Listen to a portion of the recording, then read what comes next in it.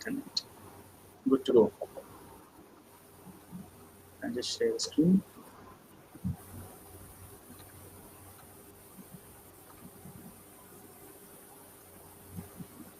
Hi everyone, good evening. Welcome you all to this a very distinguished session, a very interesting combination of discussion topics actually. One is related to photography and another is UPSC preparation. So we are honored to have with us Mr. Raghav Gupta today. And Mr. Raghav is an IRS officer who cracked CSE 2011 with an AIR of 102. And he's also been a very passionate wildlife photographer. And Photography Club IIT Kanpur and Students Opinion Society is very proud to have him with us this evening. This session will take place in two parts. From 4:30 to 5:30, there will be a discussion on photography, primarily on conservation photography, macro photography, and photo stories, which is a very distinct highlight of Mr. Raghav's work. And from 5:30 to 6, we'll have a break, followed by 6 to 7, where he'll answer your queries and general discussion regarding UPSC preparation. So I'll hand over the mic to Mr. Raghav, where he'll share his screen and start. Also, if any of you has any doubts related to the photography part, we'll have a separate Q&A session at the end. So I request you all to put your questions in the chat or the Q&A section, and we'll answer them at the end. So thank you so much, Manali, for such a humbling introduction, and the pleasure is all mine. It's so nice to to be amongst you guys, and hoping to have a great session. So here we just start the screen, and we're good to go.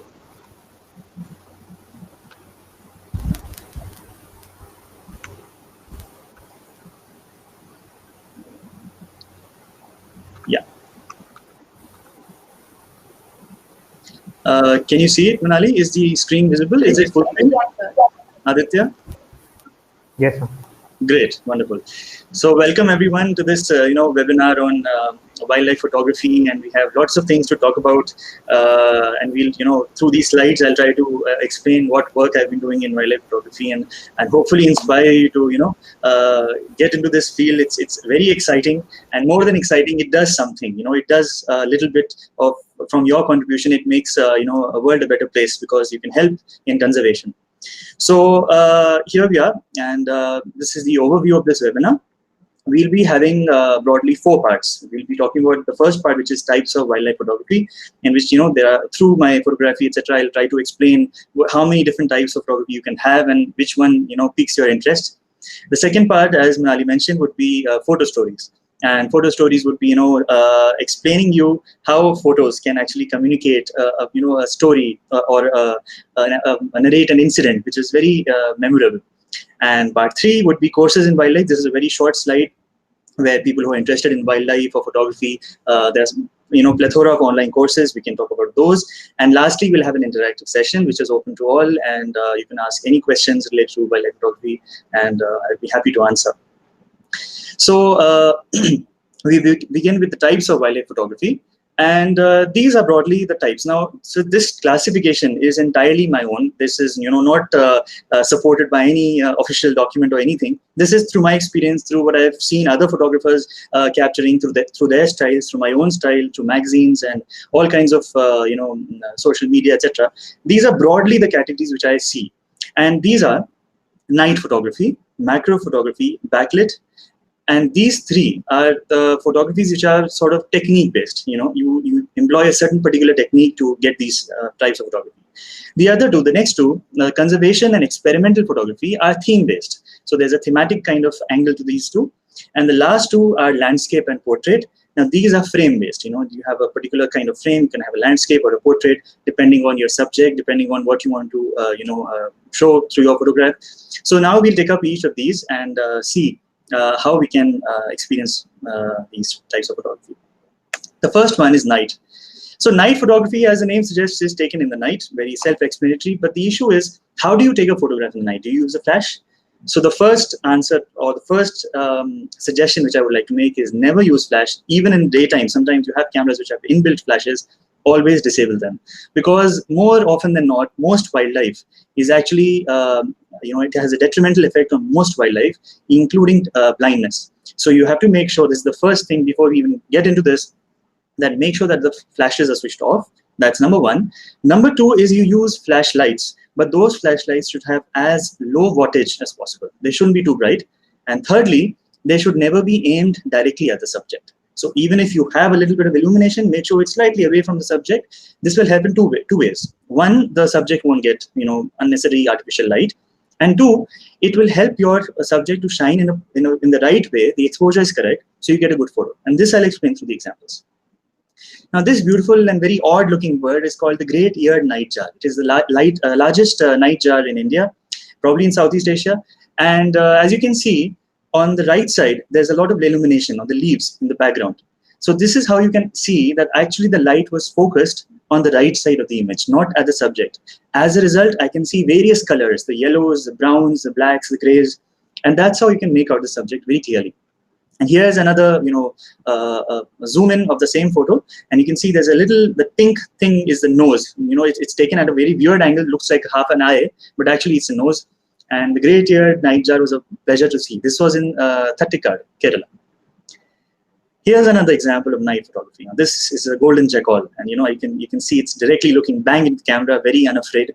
And this was in Nandur Madhyameshwar, Maharashtra, which has recently been declared as a Ramsar wetland. And so it's very crucial, and it's one of my favorite places to be. And again, you'll see that the light is actually falling slightly on the left side.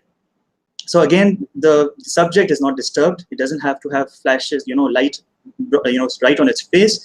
And this way you can see the golden color shining so spectacularly. So this is another example of night photography. And this one is the barn owl, very common owl. And this was taken in Goa. And you can see again that there's a twig on the left side, very blurred twig, which you can see. So thankfully that twig is shown, otherwise the entire thing would have been black. And that adds a little dimensionality to it.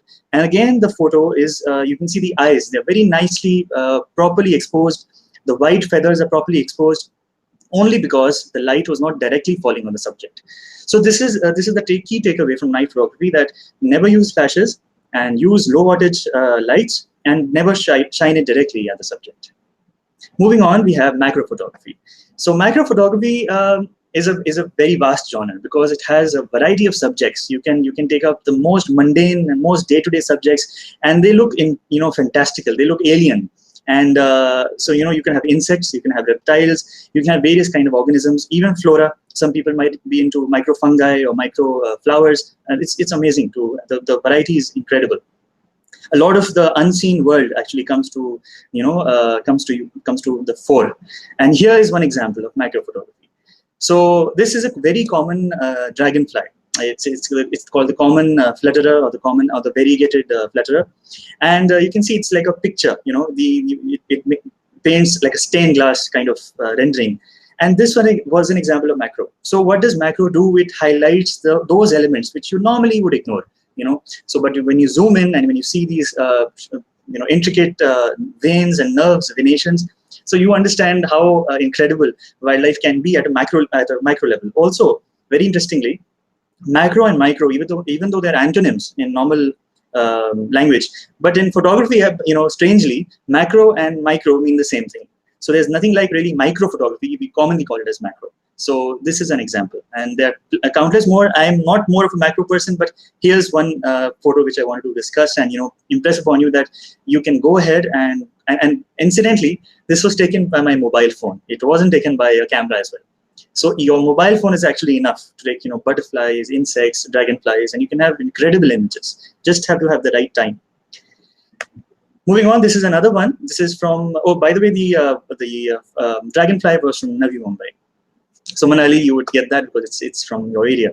And this one is a very small flower. This is in Eravikulam National Park, and you can see that the background has been darkened. So I had the advantage that it was a very cloudy day, and the background to this was absolutely black because there was an undergrowth of trees of leaves.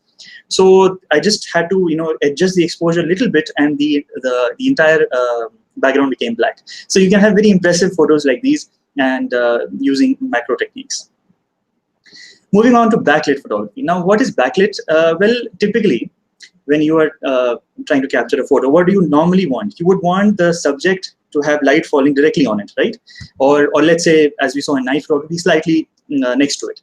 But in backlit photography, you actually have light falling behind the subject. And this is very interesting.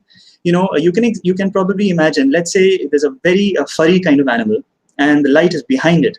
So when you actually capture, you'll see a blackish silhouette, but with very interesting fur around it. I don't have a photo yet. I'm still to take a backlit photography of that, but I have one example. This is a common butterfly called the blue bottle, and this is in Mumbai. And you can see that the translucent part is shining up very spectacularly. Why? Because the sun is behind. How do we know that? You see the shadow right in front of it. So you know that the sun is behind it and it's lighting up the butterfly in a very different way. So normally had the light had been falling on it, it would have been a usual blue color, which is the way it is. But if you sort of position yourself in such a way, and many times it happens because of accident, you're not really expecting to be in such a position, but then that's how it happens. So this is an example of backlit. Now we have conservation photography, and that was the end of technique-based, and now we are moving on to thematic photography. And this requires a little bit of your attention, your sincerity towards this topic, because this is the real reason why you should do photography. Conservation photography basically highlights or tries to bring to the public what kind of challenges are there in which the species, both microflora or megafauna or normal birds and animals which you see in day-to-day lives, are facing. And through our photography, we can sort of raise awareness about these various kind of species. So this is an example again from Navi Mumbai, and you can see these are flamingos. They are the lesser flamingos, and they are inhabiting this wetland very peacefully. They're having their dietary requirements are being met perfectly. But in the background, you'll see something. You'll see a lot of construction activity, industries happening. So what this conveys, this photograph, shows the risks which the flamingos are facing. As of now, this wetland is perfectly fine, but we need to make it that way, make sure it stays that way. Because if the industry start, let's say their sewage or effluents are released into the wetland, then this particular area would be entirely dead. And it would first kill the diet, the shrimps and the prawns and the algae which these birds eat, and then of course the birds themselves. So this is an example of conservation. Here's another example, and this is a very unique bird. It's probably the bird which has the highest bill to body ratio. As you can see, the bill is extremely long, very curved, and it's called the Eurasian curlew. And the Eurasian curlew is globally endangered now. And we are lucky that India actually has a regular population every winter coming to various beaches and coasts of India. And you can see that in the background, there's a boat, there's a lot of human activity. And normally this beach called the Arnala beach, again in Maharashtra, is very clean. But that day when I happened to be there, I realized there was a lot of plastic on the right side, a lot of human waste, and the stench was overbearing. So what the message is conveyed through this photograph is that many of these birds are coming from hundreds of miles. And it's sort of our moral responsibility to make sure that they stay that way. They eat properly, they are well stocked, and they go back to their homes happy that they visited India. So they are guests, and we have to make sure as citizens of our country that we can do something to ensure that these beaches remain clean. And we can always have certain areas which are, where no humans should enter, or no human activity or limited human activity should happen. And this is an example of the same bird in a much better setting. So you can imagine there are so many of them. One of them on the right side is very happily, comfortably sitting down and resting after probably a long day. And you can see these are the bills very clearly now. And this is in Panjay, Uran, again in Maharashtra. And thankfully, you can see the area is very green and there's a little less human disturbance here. And this is another example of conservation photography, how very common day-to-day activities can be highlighted. This is from Marine Drive, as you can see, from Mumbai. And you can see on the left side, there's a hand with some food dropping. So it's feeding. And these birds are the brown-headed gulls. They're very common winter visitors. Many of them are juveniles, as you can see, because they don't have the characteristic brown color of the head yet. So they are juveniles. So what is disturbing about this photo? At prima facie, you will see that, okay, it's just feeding. How bad it can be, how bad is it really? But if you delve deep into the matter, you'll understand that this is actually a very wrong thing to do. And the reason is, A, the food that we typically give these birds is either oily or sugary or spicy, and none of it is meant for their digestive systems. It doesn't suit their bodies, but since they are getting it easily, they eat it. That's number one. Number two, and more crucially, is that many of these birds are actually juveniles, as I said, and if they get dependent on human beings for this food, then what happens is that they lose their instinct to hunt. So you can imagine that they're very young birds and they're still about to understand the nuances of hunting, how to plunge, how to assess the wind speed, how to go into the water and capture fish, etc. And imagine in that process, if we bring in our human element and try to feed them, however good the intentions may be, but ultimately it lands up destroying the entire population. You can imagine this entire generation of birds could be wiped out simply because once the human element goes away, for example, when they return back to their wintering lands, then what happens then? Would they be able to hunt effectively or not? So this is one example. Another part to feeding animals, which is not related to this particular photograph, is that when you feed a wild animal, let's say a tiger, let's say you throw away a piece of meat, or let's say a bear, or let's say any other animal or bird in the jungle, and you throw away some meat or food, and you feed it just so that it can come closer and you can get a good photograph. What happens is this animal now can become used to the person who was feeding, and eventually become used to humans, and it may even venture into human territory in search of food. So this leads to man-animal conflict. This is one of the reasons which leads to man-animal conflict, besides, of course, our own way of degrading habitats, etc. So, and this conflict, of course, can lead to sad results. Besides that, otherwise also, if it's a harmless bird or harmless animal, even then it gets exposed outside its natural habitat. So this is a challenge which you need to understand, that feeding it should be avoided at all costs, and you should educate people around you as well. And this is a very heart-wrenching example. This was in Bah. This is in UP, Uttar Pradesh, and this is a black buck, as you can see, a very majestic creature.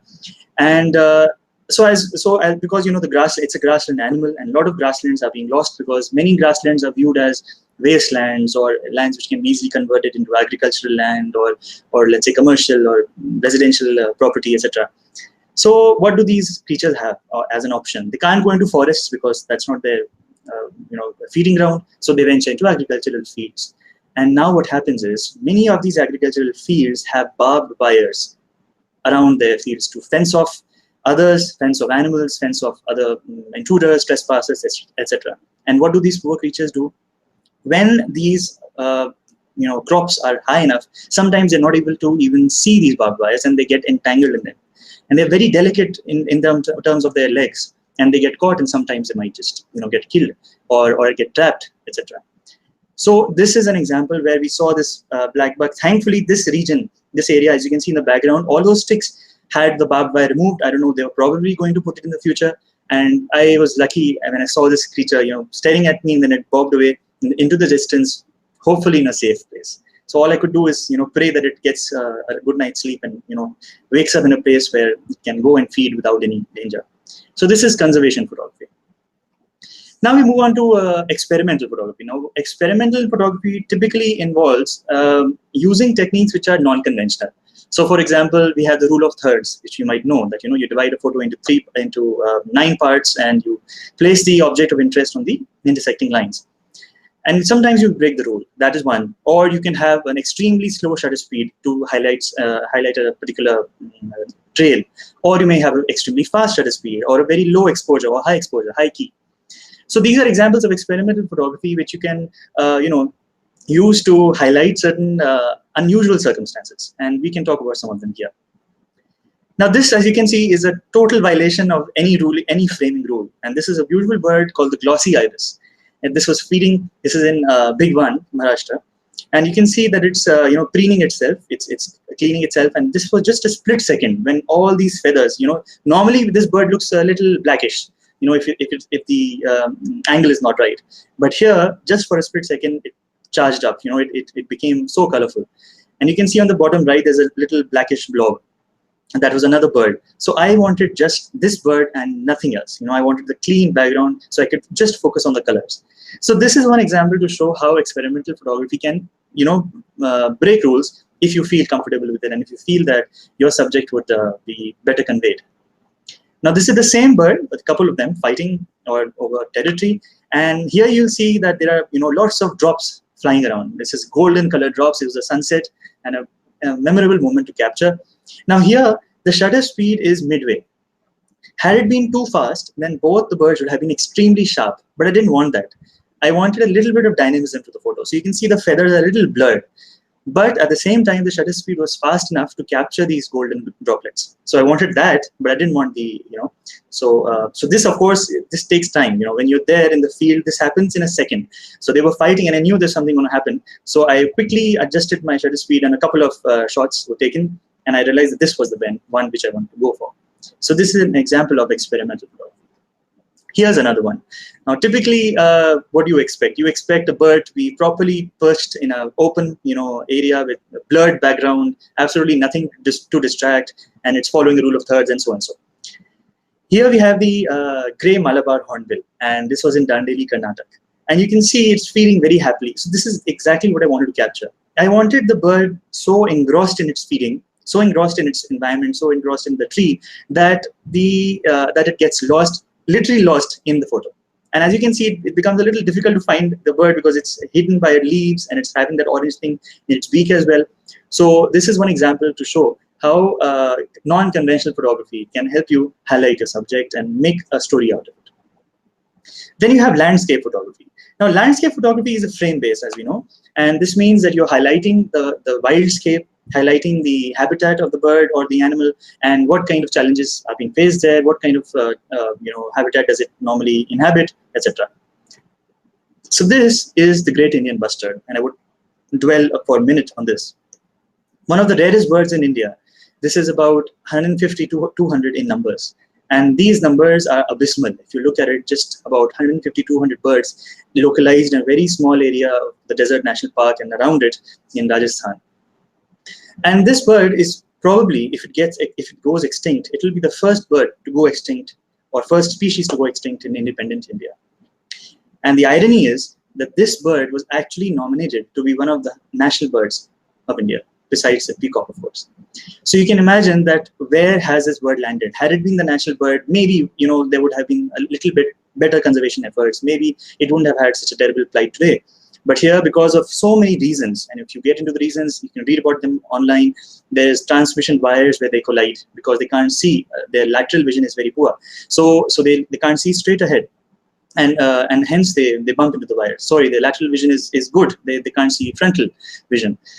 The other thing is they have feral dog population there. And the reason, we'll come to that in one of the future slides, is feral dogs are attacking their eggs, eating up their little ones, young ones, so the population becomes endangered. So these are a couple of reasons which this bird is facing. And here you can see the landscape very beautifully, the desert scape behind. You have those trees, the babool and the kikar, which are common in the deserts. And this, was an incredible moment. I'll never forget this. I was searching for this bird for nearly 4 days, in around Jaisalmer. And on the 4th day, we had almost given up. I thought that we'll probably not see it. That was my main reason to go to that trip. And while we were returning, our guide, Radhesham, he shouted, "Godawan, Godawan." Godawan is the local name for this great Indian bustard. And that's when I saw the bird for the first time, very happily, proudly walking in the desert landscape as if it's the king of the land. It's a tall bird. It's almost, about 1.5 to 2 meters high. It's pretty tall bird. And hence you could, actually see it walking in the distance very proudly. So this is an example of landscape. Here's another example of landscape photography, and you'll see on the left side there's a brown-like creature. It's the checkall, and on the right side there's a bird called the purple heron, and they are inhabiting this wetland. This is again from Nandur Madhimeshwar. It's a wetland area, so you see in the background there's a lot of water. There are a lot of reeds. There are bushes which depend on water, and the tree which is growing there. So these are all examples of how nature's elements, are interacting amongst themselves, and how these bushes actually gave the jackal an idea to hide and approach the heron. But at the same time, the heron, being very long-necked, could actually see the jackal from the distance. So in the next few moments, it flew away, and the jackal had to remain hungry at least for the next hour or so. And incidentally, there were a couple of other jackals too, which are hidden. In fact, if you see the background tree, there was a jackal there, and there's a jackal on the right side. They were coordinating an attack, and yet the purple heron, thwarted that and flew away. So that's landscape. Now we move on to portrait photography, and portrait photography is arguably the most, most expected of you as a wildlife photographer, because this is where you highlight the subjects. I think probably portrait photography highlights them more effectively than any other time. So we look at some of the examples here. And this is a common rhesus monkey, looking up at the sky. This is actually taken at my home. From people from IIT Kanpur know that the zoo is very close to Azadnagar. So this is actually, close to Azadnagar. And here you can see the monkey looking up at the sky and, wondering or asking some questions about existence. Maybe it's an existential crisis or something. So this is an example of portrait. And this is a beautiful creature called the Indian gazelle, or the chinkara. And this is the only gazelle species found in India. And there are two of them, I call this double vision. And this was again in Jaisalmer.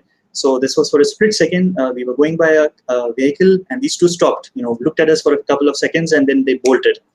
So I had this idea of maybe trying to capture the head, both the heads and the one which is behind more in focus, so that it sort of gives the impression that it's an animal with two heads. So this is an example of portrait. You can, of course, always experiment. Here's another example of portrait photography, and this is a beautiful endemic bird called the crimson-backed sunbird, and this was taken in Karnataka. So as you can see, this creature has a variety of colors, from turquoise to gray to brown to maroon to purple to red, and you can see a plethora of colors. And so the idea is that this was high up in the trees, and I was, waiting for this bird to come out, and it came out for a split second when the sun was. You can see the sun is extremely bright. In fact, it's a little overexposed, and that's when I, managed to capture this. So portrait photography can highlight some endemic species like this, which is not found anywhere else in the world except the Western Ghats. And this is another example of portraits. So we saw right now that lots of portraits were static, they weren't really flying or anything. But many portraits can be actively, in action. Like, for example, this amazing endangered bird called the black-bellied tern. And the black-bellied tern is found in rivers. This was taken in Chambal, Madhya Pradesh. And you can see that, it has this characteristic black belly. The orange part is the legs sticking out. And this was taken right at eye level. We were in a boat and the bird flew right across us. And that's when I took this photograph. Here's another example. This was in Nal Sarovar, Gujarat. This is another endangered bird called the Dalmatian pelican. This is in Nal Sarovar. And you can see that, that this was about to take off, and it's a huge bird. It's like a jumbo jet. And when it takes off, it's very slow. So you can have, thankfully, you get very clear pictures of its wings. And the shutter speed was adjusted in such a way that the water droplets are, intact. You can see them, and it took off. So this is another portrait. And here's another of my favorites. This bird is called the red-billed blue magpie. And this is found in the Himalayas. This was taken in in Uttarakhand. And you can see that it has a very long tail. So, had I followed the rule of thirds, probably it had been not so, the image would have been a not so tight frame here, but it's from head to tail. You can see there's nothing else but the bird. So this is an example to show how rule of thirds can be violated, and it can give very interesting results. And you can see on the bottom left, that's my signature, that there's a little bit of green foliage. And I like doing that because, it gives the, the idea that the bird is in a wild habitat, happily looking at you and doing about its own business. And this, of course, is another portrait. This is a classic leopard. He's called Rambo. And this was taken in Jhalana, Rajasthan. And you can see how incredibly the, the eyes are so amazing and looking directly at you. And this was again a split second. And you can see there's a green patch on its face. So the face looks different colored than the body. And that's because there was a green twig which came into the, between me and the subject. And I didn't have time really to, move, or because I knew that if I moved, it would probably, go away or may not be the same. So I decided to take my chances and click this photo. So that's one thing which you should know, that a lot of times you may not have a perfect photo. There may be an element of distraction. There may be an element of nature which you didn't want. But sometimes, it's fine, because nature can be messy. Nature is imperfect. And probably you need to celebrate that imperfection to have a memorable photograph. So this is one of my favorites. And especially because the sun was down and the colors were very interesting. And it looks like a jaguar from South America if you look at the orangish colors. So this brings us to an end to, the types of photography. So I'll pause here. Maybe Manali, Aditya, what do you suggest? Should I pause here or should I continue? And if there are any questions, we can take it up before we move on to the next session. What do you say? Sir, I think you should continue. Okay. So that we can take the questions at the end. Right. So you can see, you can still see the screen. No, It's still there. we have stopped sharing. Okay, right. I'll just do that again. Yeah.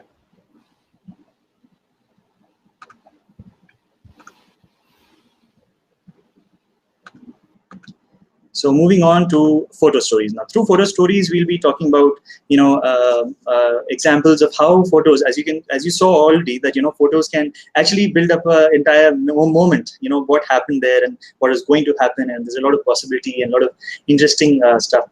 So hopefully, through these photo stories, you'll be able to understand how amazing wildlife can be, and how their normal, very day-to-day routine behaviors can be very interesting to you. So all you need to do is be patient, look at them, hear them, keep your ears and eyes open when you're in the wild, and you will get some unforgettable, memorable shots. So the first one we'll see is the family. And this was in Chambal again, but the Rajasthan, the Dholpur side of it. So here we have these two birds called the stone curlew, the Indian stone curlew, or the Indian thickney. And they're very odd looking. The eyes are extremely different than what we would expect it normally. And you have this reed in the background. These are water birds, typically staying very close to reeds and riverbeds. And so I was in the boat, and it was this was one of the few times when I saw this bird very close. So I was like, okay, there's a little bit of background. There's a small little grassy patch before us, and I was not sure that should I wait or not. But something told me that there are two of them, then I should wait. Maybe there's something which comes up in the few moments. And sure enough, I waited. The boat shifted a little bit more. Grassy patch was removed, and here is what I saw. Can you see that little chick? That's the baby. And these two parents were so protective about it. I was, flabbergasted how amazing the theme of universal love is. These two, their mom and dad, were protecting the chick so, protectively that when I was there, they didn't lose sight of it. They kept staring at me till I was there. And the moment I went, they, happily went around eating, and the chick was also very happy, playing around. But this was a very interesting moment that you actually get to have a family portrait, and that's why this is one of the most precious photos that you can get, because getting the entire family in one frame is a dream many of us have, and I was lucky to have this. So the patience is the key. The second is the uninvited guest, and this is in Karnataka, Nagarhole Sanctuary. And you can see these spotted deer, very happily feeding. We were there in the forest, and we saw this huge, group of deer feeding around, and they were totally fine. Suddenly, they looked up. They looked at us as if something is wrong, and they bolted. Suddenly, the entire flock, and we didn't hear any sound. We had no idea what's happening. Why did they suddenly bolt? Because they were, sort of okay with our presence. But then we had an idea that maybe there's something around. Maybe there's something which spooked them or scared them off. And what do you think could have scared them off? Sure enough, within seconds, we saw this. It's a female tigress. This was my first sighting of a tiger. And it was, of course, very memorable. I still have goosebumps thinking about that moment when it's, very, very close to us. It came, and you can see this fiery orange color, like, lava, liquid lava just right in front of you.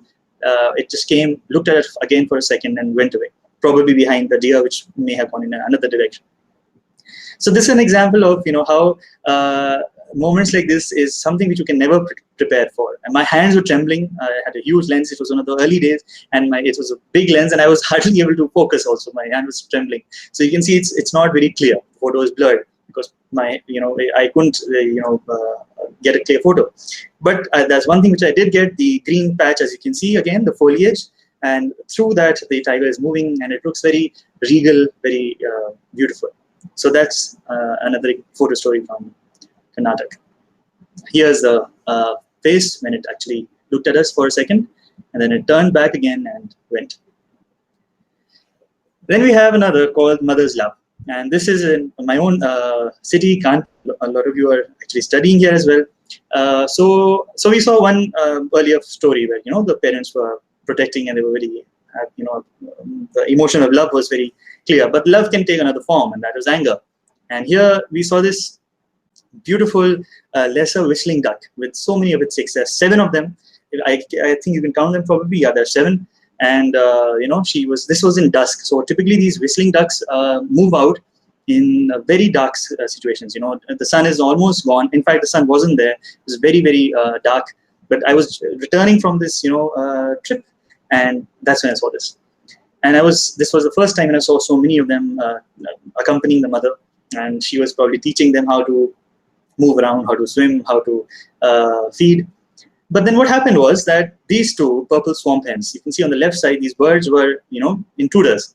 And the mother didn't like that. And you can see the children looking at their mom saying, "Mom, help us. We don't like these people. They should be removed." And mom is screaming. You can see how angrily the face is, the bill is open. It was screaming. Of course, there's no video. I couldn't take a video because I was right in the middle of water. My trousers were totally wet. And so I could just barely get this photo. And I was lucky that, you could capture this moment. So this is an example of, how photos can actually show so much of emotion, which we tend to ignore. We feel that animals, they don't have emotions. But these are examples which show that they exhibit every little bit of emotion which we exhibit. Anger, greed, happiness, you can see all of it. So this is an example of a photo story. And this one, of course, this goes without saying, is my favorite bird. And the more I talk about it, the more I am at loss that what do I say? So I'll let the video do the talking. I hope the video you'll see. This is called the lesser florican, and this is a video. So just look at it carefully. And there you go. Did you see that, Manali? Could you see the video, or should I try again? Because I understand there's a little of lag in the video. Yes, sir. I saw it. You saw it? Great. So the others, I'll play it again just so that if people didn't see it. This bird jumps up and down 200 times a day like this. And that's its mating ritual. This is the lesser florican. And this bird is also actually from the Great Indian Bustards family. It's a bustard. It's a very small little bird. I mean, not very small, but smaller than the bustard. And again, is very endangered. There's just about 1,800 to 2,200 of them left. This was in Rajasthan. And during monsoons, this bird has this unique ritual of jumping up and down. And this was the first time when I saw it, and it took my breath away. So the lesser florican is, is a mystery because during the monsoons, you can see it because it's jumping, in the air, and you can see that it's there. But what surprisingly happens is during the other months, it's no longer there and it disappears. So in fact, a couple of months back, one of them was radio fitted with a GPS collar, and it was found to go to Madhya Pradesh. So a lot of people now assume that during the non-monsoonal months, these birds actually migrate to the Deccan Plateau and stay there for waiting for the monsoons. And when it does occur, they migrate. So they are local migrants. They stay in India, but they migrate from plateau towards Rajasthan and go there to the green patches, green fields. And these were grassland birds. Thankfully, they have adapted to the agricultural fields, so we can still see them.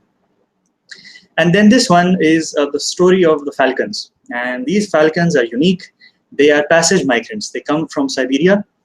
They stay in India for about 2-3 weeks, and then they go to South Africa. So their actually migrating spot is South Africa. They spend the time there. Again, on the way back, they stop over at Central Eurasia and then go back to Siberia.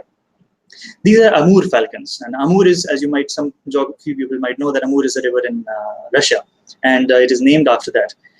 So Amur falcons, this was a journey to remember. Okay, so this was in Nagaland, Doyang, and I was in Mumbai, and I just decided that I have to go and see these birds because I came to know my very good friend Onen. He was very helpful. I was in touch with him, and he told me he's actually resident there. He lives in Nagaland, so he told me that why don't you come and we'll have a look at these birds.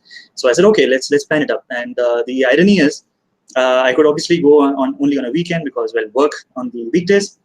So weekend I took nearly 14 hours to travel from Mumbai to this place Doyang. Using all modes of transport from flight to bus to car, and finally reached there, spent just about 8 hours there, and took another 14 hours to come back. So you can imagine that I spent about 28, 30 hours just to get a glimpse of these birds. But this is nothing when you compare to what they do. And this is what I saw. You can see these are Amur falcons in the lakhs. About 2 lakhs of them filled up the sky like a swarm of locusts. And they have these little shrilly, but very not an unpleasant sound. And they are very dainty adapters. This is how an Amur falcon looks like.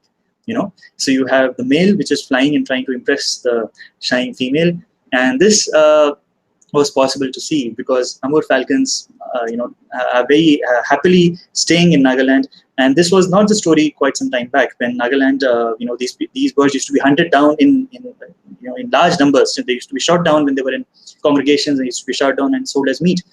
But then these locals were advised, and they saw photographers like us coming, and obviously we need guides, we need some accommodation, so we pay them. And that's when they realized, and we told them, that this is how you can actually balance between ecology and economy. So their livelihoods weren't lost. They were advised to, stop killing these birds and instead become birding guides. So they were earning more, and the birds landed up being protected. So the situation is much better now, and we have these birds coming every year. And we're lucky that India has this small place where these lakhs of birds congregate every year and then go ahead to their journeys. And then, of course, there's this character from Lord of the Rings called Gollum, and this was in Kerala. This is called the Malabar slender grey loris, and this is a nocturnal animal. It is a marsupial. It's a mammal which is very rarely seen, very shy and very, very delicate looking creature. It's a very tiny little creature. So you remember the photographs we saw about the nightjar, the one with the we saw in the night photography, the first photo. This is the same night, and when I was returning, this was one of the agendas to hopefully to see this creature. And we were walking down the jungle in the night, and it was pretty sad. There was no sign of this bird, of this animal. And then suddenly there was a movement just right above the tree, and there was a bamboo patch. Typically, they sort of inhabit areas near the bamboos. And just near the bamboo patch, we saw this movement above the trees, and we were happy that maybe this is the animal. And sure enough, there it was. So this gentle-looking creature is, that's why I call it Gollum, because with its eyes, they look very. They can look cute and they can look scary at the same time. So Gollum's two characters, how it is. And this is an example of night photography again. And you can see that the leaves on the right are shining way more than the right. On the left are shining way more than the leaves on the right. That's again because I didn't want this very delicate creature to have light on it. So this was a very low flashlight, and we sort of shifted the focus so that the animal didn't get disturbed. And this is another moment from Kerala. And now the last photo story, which is probably the most exciting. It was my dream to go to Indonesia, to Papua New Guinea, and visit these birds of paradise. And birds of paradise are unique. You probably do not have any bird which, at least we don't have a group of birds which are so unique. There are about 27 to 40 of them in that whole belt from Australia and Papua New Guinea and Indonesia. And these are special birds because many of these birds live in islands where there are no predators. And so they have evolved in, amazing colors, amazing mating rituals, amazing dances and sounds, which you do not see anywhere else, because it's very rare to find a place where there are no predators. So here we'll see some examples of, birds of paradise. And this one is called the Western Perotia. And this is another video. So you'll see in the beginning, it does a dance, and it actually bows down before dancing. And you'll see that. Here. There, you saw the bow. And now it will spread its wings like a skirt, and it will dance. And you see a female right above the male, and she's checking him out, watching every move, every part of its routine. And there's another female in the background. So this male has a very interesting audience, and he is doing all his best to impress the females. All the jerks and twerks and the steps there. So you can see it dancing away to glory. And the female is very interested too. You can see the fluttering of the wings. That's a sign that the female is open to mating. And so the male is very happy. All his efforts has paid off. Very importantly, if you see, the floor of this entire performance has been cleaned. And every single leaf is actually taken out by this bird before it performs. All these, so you can see in the background, there's a lot of litter, there's a lot of leaves, but in this particular dancing floor, there's nothing.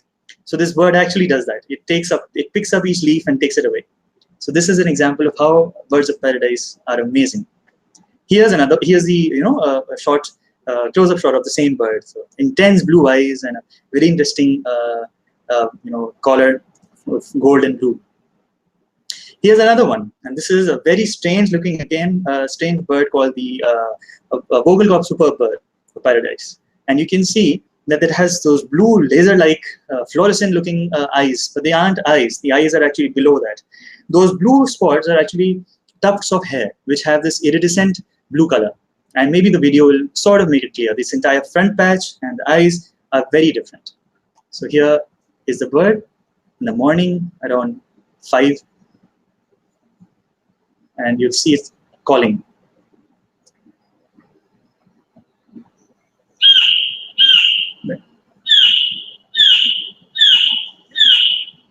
So you can see the yellow throat was so different from what you could expect, and the blue, in front of it.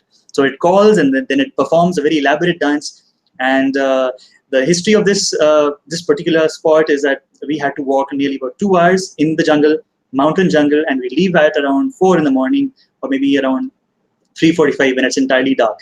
And we're treading on this path. I have no idea what's on my right or on my left. I have a headlight, so which can show the path right in front of me. And then when we tread on this way, gradually the sun rises, and we have to hurry and find a spot, because if this bird sees us, it won't perform. So we need to be very quiet and wait for this bird, and it forms for about 5 minutes and then leaves.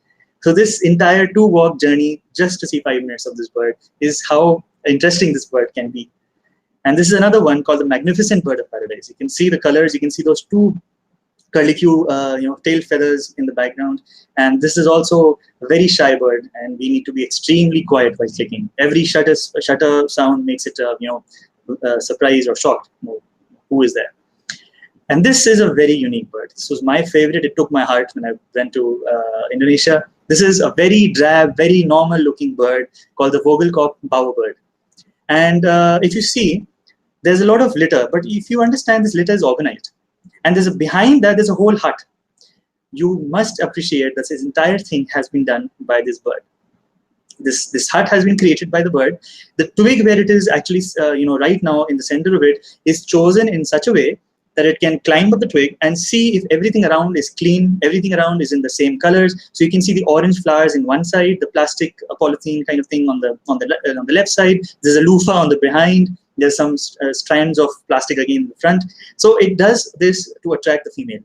And it captures, it tries to pick up things from the forest wherever it can and brings them to the, bower. So here's an example of the same bird. There's a little video which is jerky. I was too excited to see this bird, and you can see how beautiful it's checking out the and then it falls. It sees an orange piece, goes back and drops it. And then again, it will probably, check it out. If the colors are matching, there you go. See, so it's checking, if everything is in order, and then it goes again and finds something else. So these are examples to show how incredible, birds can be. And some animals and some, species can really take your life or take your heart away. So, this is, broadly brings us to the end of the main presentation. And we have this courses in wildlife, which I'll quickly run through. You can probably take a screenshot if that helps. You have BNHS, you have WWF, you have National Geographic, the Cornell Lab of Ornithology, and the TGC, and the Wildlife Institute of India, which is Government of India institution. And these various courses, give you a deep insight of how conservation is actually happening at ground level. You can increase your knowledge about birds or about animals. It's a plethora of things, whichever catches your fancy, especially in these days of lockdown. I would really advise you to go ahead and do one of these courses, because these are online and you get to learn something and increase your skills. Because trust me, wildlife is all about knowing your subject. It's not just about picking the right camera or the lens. If you know the subject well, you know what the next move is going to be, then you can accordingly prepare. And that itself makes a huge difference. So that's about it. Thank you so much. I'm open to questions. And Manali, Aditya, help me out. How do I answer the questions? Sir, thank you. It was a very interesting session, especially the dances. Both of them, the Ballerino and to Paradise and back. Yeah, thank you. Thank you so much. We have the first question is that what's your opinion about mobile photography? About? Mobile photography. Mobile photography, as I said, it's absolutely doable. It can be done, and there are in fact a lot of telephoto lenses which are coming now inbuilt into the mobile itself. So you can have many shots of birds, etc., through mobile. And as I said, it's excellent for macro photography. You have these butterflies and dragonflies. I just showed you the example of the dragonfly that was captured through mobile. So the idea is that you can have excellent photographs through mobiles as well. But then, of course, there are certain limitations. I would recommend you start off with a mobile. You identify what subjects you really like. Do you like macro photography? Do you like birds or animals? And then accordingly, choose your camera. Right. The next question is, macro photography is not close-up photos, ? Can you explain more? Macro photography and close-up photography is not the same to the extent that close-up maybe you have, let's say, a portrait and you go right into the face of the bird. So instead of capturing the entire bird, you, let's say, just capture the face. So that's not macro photography. That's close-up photography. And macro typically involves zooming into the subject much more. Like, for example, maybe getting the textures of the feathers, getting the texture of the eye, just the eye, or just the particular antenna of a insect. So macro tends to be more more close up, so to say. Close up is a very broad general term. Mm-hmm.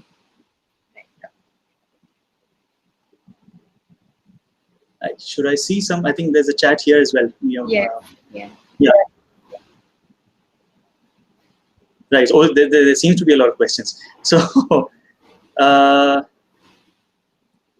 okay, mobile photography, macro, and yes.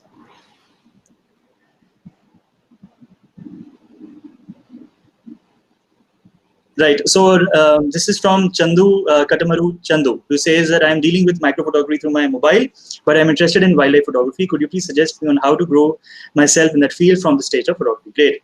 So good that you're started off with this field, and it's very nice that you go ahead with macro. And once you know that macro is good and you're having a specialization, then go ahead and try to save some money and get a good camera and get a macro lens. So then you'll be able to experiment more. There's a lot of technique called stacking, and stacking I haven't spoken today about, but what happens is that when you get too close to the subject, then a lot of other parts of the subject gets blurred. So, but you want a clear photo of the entire thing. So stacking, what it does is that at different focal lengths, it takes about 24 photos, 20 photos, or however many you want, and then places them together. So that way the entire image gets in focus. So stacking is an example of how you can develop your macro techniques. So great to know, and go ahead. Then Roshan, okay, what is he saying? Enthusiast, please check out Insta profile. Okay, so they're probably promoting his Insta. Right. Okay, Hemraj says, can you tell us about the camera gears? Yeah, so my camera gears is right behind me actually. This is my Nikon D50, and this is the lens which I use. This is Nikon 500mm prime. So it's, as you can see, it's a very small, dainty looking instrument. And yeah, so this is how my camera is, and the 500mm prime is really nice. It helps to capture objects from very far. And okay, then yes, this is a good question from Navneet Srinivasan. He says, any tips and tricks on adjusting camera settings in an instant? Since wildlife, everything is happening so fast. So that's good. One of the ideas which I suggest is there's a programmable feature. There's a P, and P typically is used. The program mode is used for these particular situations when you know that this is going to be one of those predictable situations. So you save those settings beforehand, and then you can just click the P, and automatically those settings can be gotten to you. Then there are many shortcuts which are customizable. Each camera has, especially the DSLR ones, has many customizable buttons. And you can save your particular settings on those. But at the end, trust me, a lot of it comes to quick reflexes and nothing like good practice. So once you're in the field, a lot of times you'll get the right settings by default. You won't even have to think about it. So muscle memory, that's how it gradually it becomes second nature to you. Right. So I guess the last one is Himanshu. What are your suggestions for beginners? So beginners, Himanshu, I guess you should start, again, as I said, venture into the wild, go to a couple of sanctuaries and just see what you like about the wild. If you have an idea, that's great. And if you don't, then just try to experiment. That what kind of wildlife do you like? Is it animals? Is it birds? Is it plants? It could be anything. So first do that, and then once you are into the the wildlife particularly you want, then we can maybe talk about what techniques you would like to see. So Himanshu, I'm waiting for your waiting that you get back to me sometime when you decided that what you want to do, which particular wildlife you want to pursue. And Shashi, yes, I have tried astrophotography because astronomy is actually one of my interests, and samples where I don't have right now. It's probably saved in some hard disk. I captured Jupiter, Venus, the moon. So that is one of the examples. But telescopes and photography can be a very interesting tip to go into photography. Yes, I use tripod, Shashi. I use a tripod, but not very frequently. Typically when I have to take videos, because that's where the camera shakes and the video turns to be a little shaky. So I don't like that. But typically I'm a very handheld kind of person. Even though with this large camera, I prefer going, holding it in my hand, and I think I am comfortable with that, because tripod, it becomes a little difficult to coordinate. So I guess that answers. Any more questions? I think there's a private DM also. Yeah, the same Navneet's question. So I've already answered that. I think that's about it. Right. So thank you so much. There's a last one. Yeah, sure. Go ahead. Oh yeah, where can we find the source to study animal behavior for beginners? So yeah, one of those courses which I mentioned, Chandu, you can have a look at that. And there's one called the comprehensive course on ornithology. That gives you a very good idea about birds. Or you can even do the BNHS courses. And again, animal behavior is a very vast field. So you need to first, because there's a very specialized course on butterflies. There can be a course on birds, or on mammals. So there can be a variety of particular types of animals you want to look at. So I guess there's no general course for animals, but you can go ahead and first, again, shortlist which particular interest you have. Then you can get back to me. I'll probably show you the last slide where you can have my contact details. You can message me anytime. Okay, then you have Arunima. How to remain unnoticed while clicking? A very good question. So there are two things you can do, Arunima. One thing is that you need to have as dull clothes as possible. Never wear bright colored clothes like pink or orange or red or even white is bad.